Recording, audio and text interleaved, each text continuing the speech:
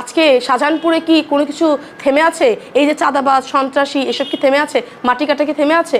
আপনারা সঠিক তথ্য খুঁজে বের করেন, দেখেন সব কিছু চলতেছে। আপনারা দেখেন নির্বাচন পরবর্তীতে তারা বিভিন্ন গ্রামে যে সহিংসতা করতেছে, এটা কি আপনারা নিউজে পান নাই? তাহলে গডফাদার কাদেরকে বলতেছেন আপনারা? বাঘে ছুলে 18 ঘা আর পুলিশে ছুলে 36 ঘা, কথাটা কতটুকু সত্য সে চিত্র দেখাবো আজ আপনাদেরকে। সেই সাথে জনগণের প্রত্যক্ষ ভোটে নির্বাচিত একজন ইউপি চেয়ারম্যান কিভাবে পুলিশের সাথে বিরুদ্ধাচরণ করায় বড় ভাই বনে গেলেন, সে গল্প জানতে হলে অবশ্যই ভিডিও শেষ পর্যন্ত আমাদের সাথে থাকতে হবে। এটি বগুড়া জেলার শাহজাহানপুর উপজেলা, আর এই তল্লাটেই পরিচিত একটি নাম বড় ভাই, যার ডাকনাম নুরুজ্জামান। তিনি মাঝিরা ইউনিয়নের বর্তমান ইউপি চেয়ারম্যান, কিন্তু তার বিরুদ্ধে রয়েছে ভূমি দখল, চাঁদাবাজি, সন্ত্রাসী কর্মকাণ্ড সহ থানায় হামলার অভিযোগ। আচ্ছা, এই যে আপনার পায়ে যে আঘাতটা করা হয়েছে, এটা আসলে আঘাতটা করছে কে? প্রথমে করছে হলে আপনার ওই মনির, তারপরে বিল্লাল, একাধিকভাবে 17-18 জন। ওরা এখানে কি নুরুজ্জামান স্বহস্তে আপনাকে আঘাত করেছে? অবশ্যই ওটি সরজমিনে ছিল। একের পর একজন মেরে আর একজনকে দিচ্ছে, তুই মা, তুই উই লিয়ে, আবার উই দাও লিচ্ছে, চাকু লিচ্ছে, হামাল লিচ্ছে, ইডে লিচ্ছে, একের পর এক আঘাত। এই আপনাকে আঘাতটা করার মূল কারণটা কি ছিল? এটা সরকারি বাজারকে কেন্দ্র করে সরকারি জায়গায় মার্কেট দখল করবে, এ বিষয়ে বাদী হবে এসিলেন ইউনো, ঠিক আছে, কিন্তু এখানে আপনার সাথে দ্বন্দ্ব কোথায়? আমার বাবা যে একজন ওই মার্কেটের দোকানদার ছিল, আমি যে প্রতিরাত করছিলাম, আমার বাবা করছিল, জানে যে একরক ঠ্যাক দিলি তাহলে আর কেউ আমাকে নিষেধ করবি না, আমরা এটা আয়তের অন্ধকার করে হেলা দেব। আবার এই যুবলীগ নেতা সাজু মিয়া নুরুজ্জামানের নির্বাচনী প্রচারণায় অংশ নেন, অতঃপর থানায় হামলার ঘটনায় গ্রেপ্তার হন নুরুজ্জামান চেয়ারম্যান। কিন্তু তার এত ক্ষমতার উৎস কোথায়, জানতে চাইব তার স্ত্রী বগুড়া জেলা পরিষদের মহিলা ভাইস চেয়ারম্যান সুমাইয়া খানমের কাছে। আসলে সেদিন যে থানায় গিয়েছিল, সেদিনকার ঘটনাটা যতটুকু আমি তার ওয়াইফ হিসাবে জানি, সেটা হচ্ছে যে উনি দলের একটা নিবেদিত প্রাণ। এই জায়গাটা হচ্ছে জামাত শিবিরের এলাকা এবং উনি কিন্তু নৌকার প্রথম চেয়ারম্যান, দলের জন্য অনেক কিছু করেছে। তো সেদিন যে ঘটনা, ঘটনা হচ্ছে দলের একটা ছেলেকে ওখানে নিয়ে গিয়েছিল থানাতে, বিষয়টা অন্যভাবে প্রভাবিত হয়েছে। আমি যতটুকু বলবো সেটা হচ্ছে যে সে যে গেল, সে তো নিজের ভাইয়ের জন্যও যায়নি বা নিজের সন্তানের জন্যও যায়নি, গিয়েছিল শুধুমাত্র একটা দলের জন্য। আর আপনারা যেটা বললেন যে তার ওয়াইফ হিসাবে আমি যতটুকু জানি যে সে একজন মানুষের জন্য অনেক কিছু, কারণ আমি দেখেছি আজকে তার সাথে আমার পথ চলা 12 বছর, দেখেছি যে সে কখনো খালি হাতে কোনো মানুষকে ফিরায়নি। এই বাসায় যদি কোনো মানুষ আসছে কোনো দরকারে, সেটা টাকা বা যে কোনো প্রয়োজন, কখনো সে খালি হাতে কাউকে ফিরায়নি। অনেক মানুষ সমস্যায় পড়লে তার কাছে ছুটে আসে, এটা তার একটা আস্থার জায়গা হয়ে গেছে। সে জমি দখল করেছে, সে এত কিছু করেছে, তাহলে সেটা এতদিন কোনো প্রমাণ আসলো না কেন, বা এতদিন এই কথাগুলো আসলো না কেন? আজকে সে থানায় গিয়েছে দেখে আপনারা এই কথা বলবেন? আমি আইনের প্রতি শ্রদ্ধাশীল।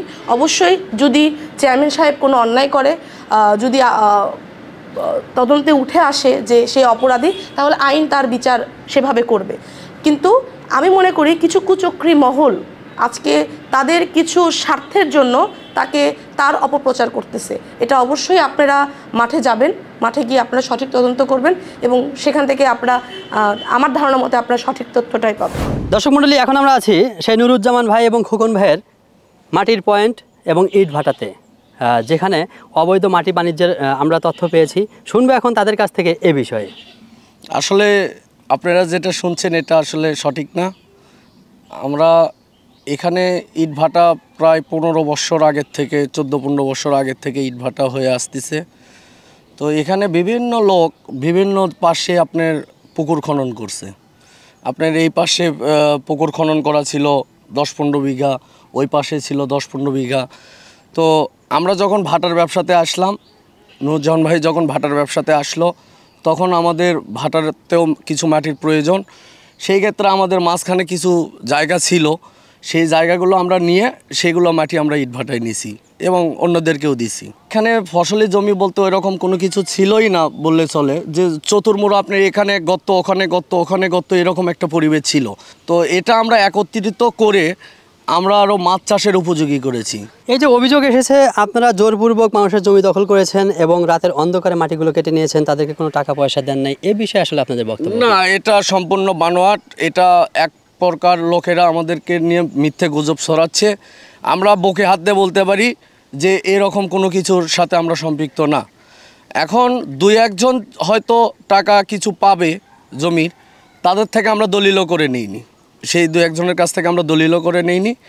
আর অন্য পাশে ওই যে পূর্ব পাশে আপনার কিছু জমি নেওয়া আছে, ওখানে থার্ড পার্সন কিছু কাজ করছে, তারা এখন জমির টাকা পরিশোধ করছে নাকি সেই বিষয় নিয়ে আমরা কিছু বলতে পারবো না, এটার দায়ভার আমরা নিতে পারি না। তাহলে আমরা যে অভিযোগ পাইলাম যে নুরুজ্জামান অন্যের জমি দখল করে রাতের অন্ধকারে মাটিগুলো কেটে নিয়ে যায়, এটা আসলে কিভাবে অভিযোগটা আসলো? সেটা আমার চাচিরা বলতে পারবে। আমার চাচি করে জমি আপনাদের কতখানি জমি ছিল এখানে? আমাকে রাতে 7 শতক আসলে তো 7 শতক নিয়ে 7 শতকের টাকা দিচ্ছে। ঘটনার সত্যতা জানতে আমাদের এবারের গন্তব্য মাঝিরা ইউনিয়নের ডোমনপুকুর গ্রামে। এখানেই তিনি গড়ে তুলেছেন নূর ট্রেডার্স নামে বিশাল এক ব্যবসা প্রতিষ্ঠান, কিন্তু এখানেও রয়েছে তার নামে জমি দখলের অভিযোগ। নুরুজ্জামান চেয়ারম্যান সাহেব যেখানে ট্রান্সপোর্ট করছে আপনাদের জায়গাতে, এই জমিটা আপনাদের থেকে কিভাবে নিয়েছে? দলিল করে নিয়েছে। মানে কিসের বিনিময়ে বা জোর? টাকার বিনিময়ে। না না না, জোর করে পূর্বক কেন? আচ্ছা, ওই জায়গার মধ্যে অন্য কারো জমি ছিল? ওই তো আমার ভাগিরা সব খাচ্ছিল ওগুলো, আমার বাবার ভাগিরা, আমার ভাগিরা মানে। একজন অভিযোগ করেছে যে তাকে নাকি ওখান থেকে উচ্ছেদ করে দেওয়া হয়েছে, তার জায়গাটা জোরপূর্বক বেদখল দেওয়া হয়েছে।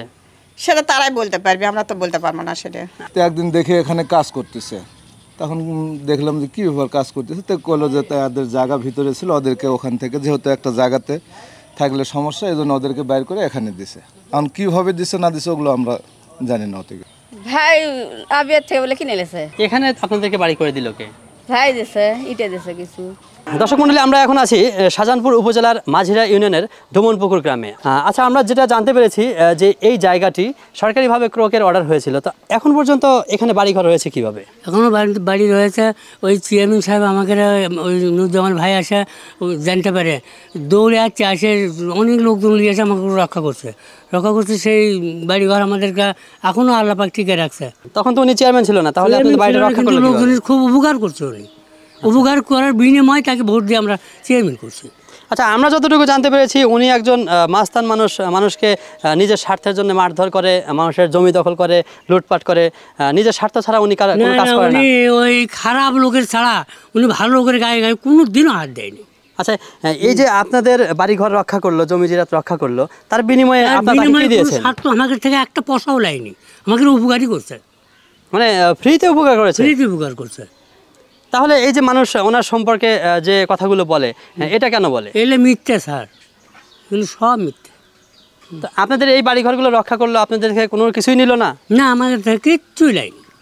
নাকি আমাদের কাছে গোপন করতেছে? আমাকে শেষ জানতে পারে দৌড়ে আসে আমাকে উপকার করছে, তার ডাকে আনা লাগেনি।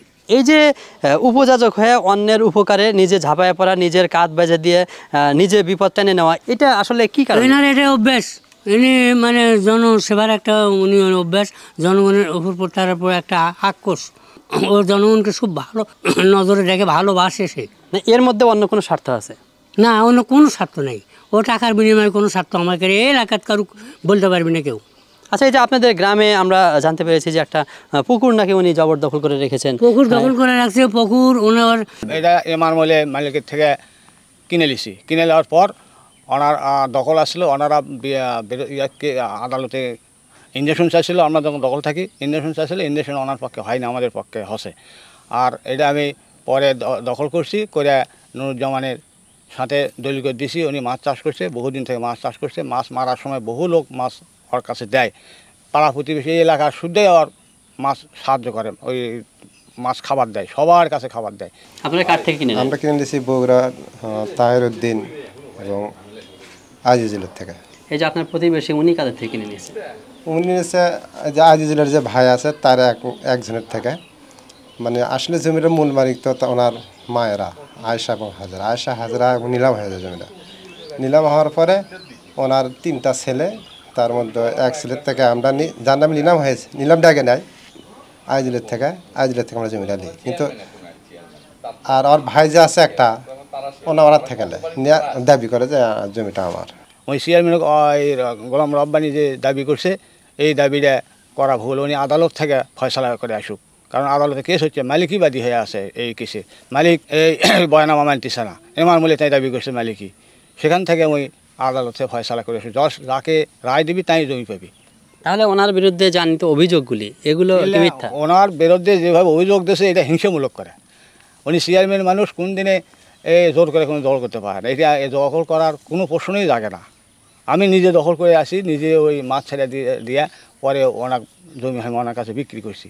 আচ্ছা, আপনারা তো এই পুকুরের নিকটতম প্রতিবেশী, এই পুকুরে যে মাছ চাষ করে এই মাছগুলো কি হয়? মাছগুলো ওই কিছুটা লিয়ে আর কিছুটা খালি মাংস কি দেয়, বহুত মাংস দিচ্ছে। 8 মন এবার মাছ দিচ্ছিল, তা না হয়তো আবার কিনে দিচ্ছে 8 মন। আচ্ছা, এখান থেকে যে মাছ চাষ করে এই মাছগুলো কি হয়?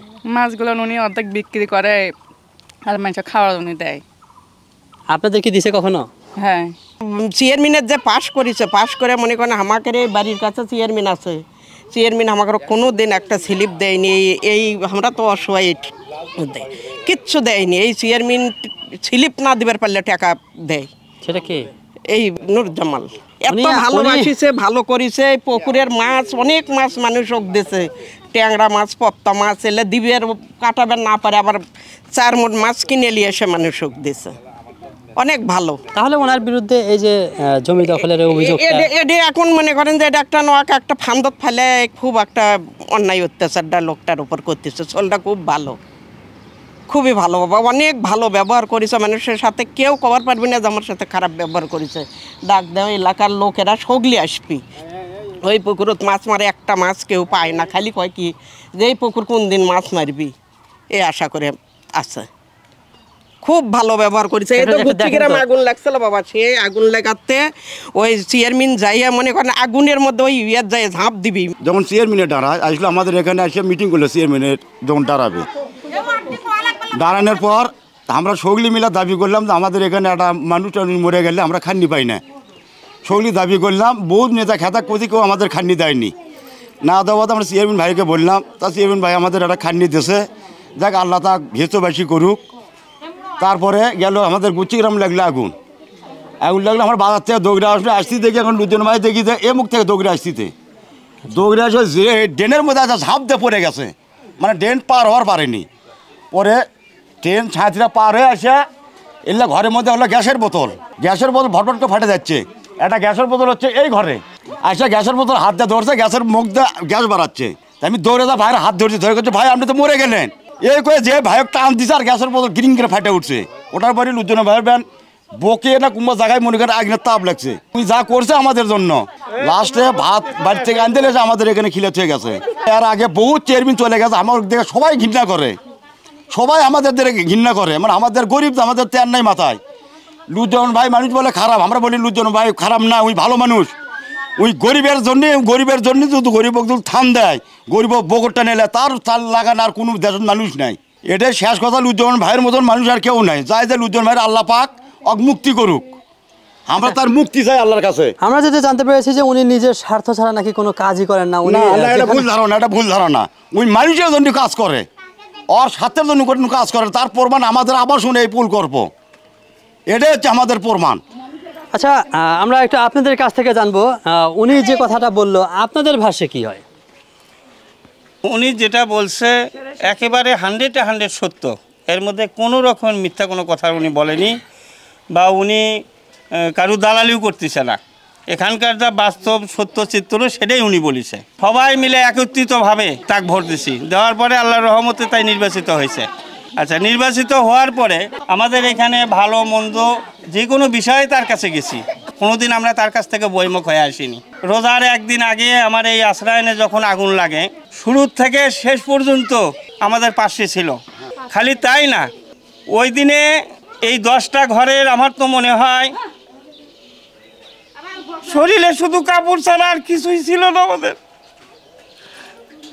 কিন্তু উনি আমাদেরকে সান্ত্বনা দিয়ে উনি বাড়ি চলে গেছে। যাওয়ার পরে ওই রাতে কম্বল নিয়ে এসে একটা করে ঘরে 3-4টা করে কম্বল আমাদেরকে দিছে। খালি ওই দেখেন তো হয়নি, রাতের বলে সে আমাদের জন্য খাবার পাক করে নিয়ে এসে আমাদেরকে ঘরে ঘরে দিয়ে দিছে। তারপরে ওনার পুকুর থেকে একটা করে ঘরে 4 থেকে 5 কেজি করে মাছ আমাদের মাঝে দিয়ে গেছে। খালি তাই না, আরও নেতা যারা ছিল আওয়ামী লীগের বড় বড়, তাদেরকে উনি নিয়ে আসে এইখানে যার যতটুকু শক্তি হচ্ছে 2000, 5000, 10,000 এইভাবে আমাদেরকে টাকা দিয়ে গেছে। সেই টাকা আমরা সবাই নিয়ে মনে করেন যে চাল ডাল যার যা দরকার কাপড় চুপড় আমরা কিনে নিছি। উনি আর একটা কথা বলে গেছে যে আমি যদি সরকারি থেকে কিছু নাও পাই তা আমার ব্যক্তিগত তহবিল থেকে আপনাদের 10 ঘর আমরা সংস্কার করে দেব। কিন্তু দুঃখের বিষয় উনি আজকে যেভাবেই হোক আটকা পড়েছে, উনি যদি আজকে বাইরে থাকতো তাহলে আমাদের এই জায়গায় জায়গায় সোলপোল ছেলে মেয়েলে থাকা লাগতো না। শাহজাহানপুরের অন্ধকারাচ্ছন্ন চাপাগলি পেরিয়ে আমরা জানতে পেরেছি নারী উন্নয়নমূলক রমা সংগঠন প্রতিষ্ঠা সহ নুরুজ্জামান চেয়ারম্যান কর্তৃক দুস্থ ইতিম মেয়েদের বিবাহ প্রদানের প্রসঙ্গে। আমার চেয়ারম্যান ভাই আমাকে অনেক হেল্প করছে। নুরুজ্জামান বিয়ে দিয়ে দিছে, অনুষ্ঠান করছে, ঘর সেজে দিছে, সব কিছু করছে। তাই সাথে গেছে বাসা পর্যন্ত মেয়ের যাইয়ে তাকে সব কিছু দিয়ে সাহায্য করে তাকে হেল্প করছে। পাশে আমার নন্দের মেয়েকেও বিয়ে দিছে, তাকেও ঘর সেজে দিছে, তাকে অনুষ্ঠান করছে, সব কিছু করছে। নুরুজ্জামান ভাই এসে আমার পাশে দাঁড়ায়। নুরুজ্জামান ভাই বলে যে আপা তোমার মন খারাপ কেন? তাই আমি বললাম যে ভাই আমার স্বামী তো অসুস্থ হয়ে গেছে, তোমার দুলা ভাই অসুস্থ হয়ে গেছে, আমি কেমন করে এখন কি করি? মেয়েটা আমার বড় হয়ে গেছে, আমি কেমন করে বিয়ে দিব? নুরুজ্জামান ভাই চেয়ারম্যান, উনি বিয়ে দেয়। বিয়ে দেওয়ার পরে সমস্ত খরচাপাতি ভাই করছে। তখন বলছে, আমি হিসাব বলছি যে ভাই তুমি কত টাকা খরচা করলা? তা বলছে যে না তোমার শোনার দরকার নেই, ভালোভাবে তো পারি গেছে। আমি বললাম যে হ্যাঁ ইনশাল্লাহ ভালোভাবে পারি গেছে। আর একটা কথা আপনাদের কাছে জানতে চাইবো যে নুরুজ্জামানকে যে গডফাদার বা বড় ভাই বলা হয়, হ্যাঁ আসলে উনি কার জন্য বড় ভাই, কার জন্য গডফাদার? উনি গডফাদার আমাদের গরিবের জন্য, উনি গডফাদার আমাদের গরিবের জন্য, উনি বড় ভাই আমাদের গরিবের জন্য। মধুর লোভে মৌমাছি আমরাই করি চাষ, আর হুল ফোটালেই হয় দোষ। নুরুজ্জামানের মতো বড় ভাইরা একদিনে তৈরি হয় না, তাদের জন্ম হয় সময়ের প্রয়োজনে। তাই নুরুজ্জামানের স্ত্রী সুমাইয়া খানমের সঙ্গে আমরাও আপনাদের কাছে প্রশ্ন রেখে গেলাম, কে সেই প্রকৃত গডফাদার? তারা কি আইনের ঊর্ধ্বে? যদি তাই না হয় তাহলে কেন তাদেরকে আমরা আইনের আওতায় আনতে পারছি না, ভাঙতে পারছি না তাদের কালো হাত? সেই সকল প্রকৃত গডফাদারদের খুঁজে বের করে আইনের আওতায় নিয়ে এসে দৃষ্টান্তমূলক শাস্তির দাবি জানিয়ে আজকের ভিডিও এখানেই শেষ করছি।